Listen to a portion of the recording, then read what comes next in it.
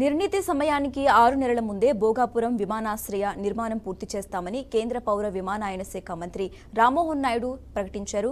రాష్ట్ర మంత్రులు గుమ్మిడి సంధ్యారాణి, కొండపల్లి శ్రీనివాస్తో కలిసి ఎయిర్పోర్ట్ నిర్మాణ పనులను పరిశీలించారు.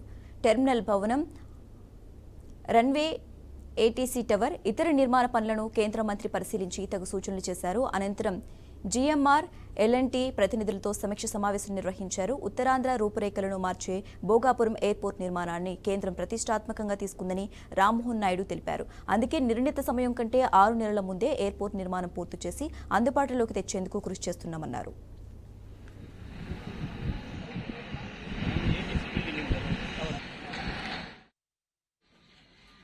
అతి కీలకమైనటువంటి భోగాపురం ఎయిర్పోర్ట్ ప్రాజెక్టు రాష్ట్ర ప్రభుత్వం కానీ కేంద్ర ప్రభుత్వం కానీ అనుకున్న సమయం కంటే త్వరగానే పూర్తి చేయాలన్నటువంటి లక్ష్యంతో ఈ రెండు ప్రభుత్వాలు ఏర్పడిన తర్వాత టాప్ ప్రయారిటీగా ఈ ప్రాజెక్టును తీసుకోవడం జరిగింది.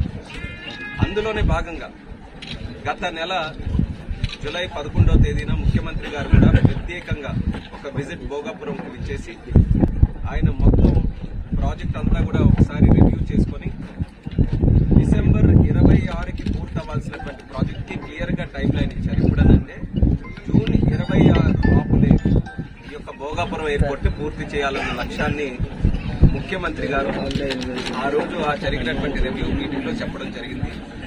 ఇది పూర్తి చేయాల్సినటువంటి బాధ్యత కూడా కేంద్ర సివిల్ ఏవియేషన్ మినిస్టర్ గా నేను ఉన్నాను కాబట్టి నాకు కూడా అప్పచెప్పడం మీడియా మిత్రులు కానీ పబ్లిక్ కానీ అందరికీ కూడా తెలిసినట్టు మా అందరికీ కూడా ఇన్స్పిరేషన్ చంద్రబాబు నాయుడు గారు.